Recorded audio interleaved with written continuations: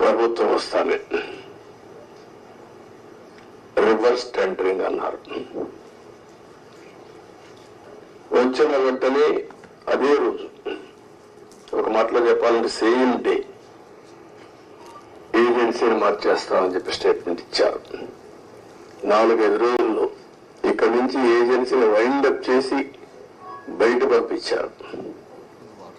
ఉండే స్టాఫ్ అంతా మార్చేశారు. ఆ ప్రిన్సిపల్ సెక్రటరీ, ఇంజనీరింగ్ చీఫ్ అందరినీ మార్చేశారు. అక్కడి నుంచి ఎవ్వరికి తెలియని వ్యక్తులు పెట్టేశారు. ఇక్కడ 19-20 వరదలు వచ్చాయి. గోదావరి వరదలు వస్తే ఎంత తీవ్రంగా వస్తాయో మనందరికీ తెలుసు. 2 సార్లు వరదలు వచ్చాయి. మొత్తం మీరు చూస్తే దగ్గర డయాఫామ్ వాల్ 4 చోట్ల బ్రీచ్ అయిపోయింది. 35% డ్యామేజ్ అయింది. మనం ఆ రోజు ఈ యొక్క డయాఫామ్ వాల్ మీరు ఒక్కసారి చూస్తే మొత్తం 446 కోట్ల రూపాయలతో డయాఫామ్ వాల్ వాటర్ ఫుటింగ్ లో అప్పుడు కూడా ప్రాబ్లమ్స్ ఉంటే 2 సీజన్లో పూర్తి చేశాం. ఆ డయాఫామ్ వాల్ కాపాడవలసినటువంటి ప్రభుత్వం కాపాడకుండా ఇష్టానుసారంగా ప్రాజెక్టు యొక్క ఫేట్ తో ఆడుకొని ఇప్పుడు మొత్తం ఈ డ్యామేజ్లు అయితే ఆ డ్యామేజ్ కూడా కనుగొనడానికి ఒక 1 year పట్టింది. గవర్నమెంట్ ఆఫ్ ఇండియా చాలా సార్లు చాలా స్పష్టంగా మీరు మార్చద్దంటే అవన్నీ కరెస్పాండెన్స్ రేపే నేను మాట్లాడతాను. ఇప్పుడు నేను డీటెయిల్స్ పోవడం లేదు. బ్రాడ్ గా కాన్సెప్ట్ ఫస్ట్ హ్యాండ్ ఇన్ఫర్మేషన్ ఇక్కడికి వచ్చాను. I have seen the project. మామూలు వాళ్ళైతే అర్థం కాదు. నేను ఒక 100 సార్లు ఈ ప్రాజెక్ట్ గురించి రివ్యూ చేసి ఉంటాను. 30 times ఇక్కడికి వచ్చి ప్రాజెక్ట్ లో చూశాను. అడుగున అన్ని నిర్ణయాలు నేను భాగస్వామిని అని అర్థం చేసుకోగలిగాం. ఈరోజు ఒక పక్కన డయాఫామ్ వాల్ 3 bits లో పోతే ఇప్పుడు ఆల్టర్నేటివ్స్ ఏంటంటే మీనవేషాలు లెక్కేసే పరిస్థితికి వచ్చారు.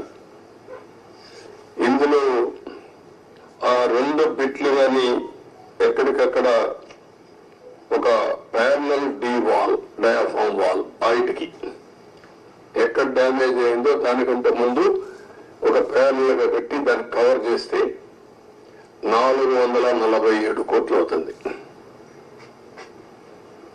మామూలుగా మనం ఖర్చు పెట్టింది 446 కోట్లు.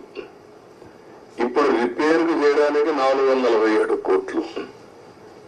ఓకే, మొత్తం దాని అప్పటికి కూడా గ్యారంటీ లేదు.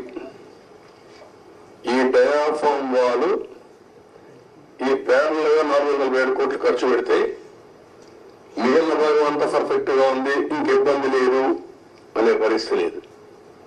కాదు, మొత్తం డయాఫామ్ వాల్ ప్యారల్ గా కట్టాలంటే 990 కోట్లు. ఇది ఒక భాగం.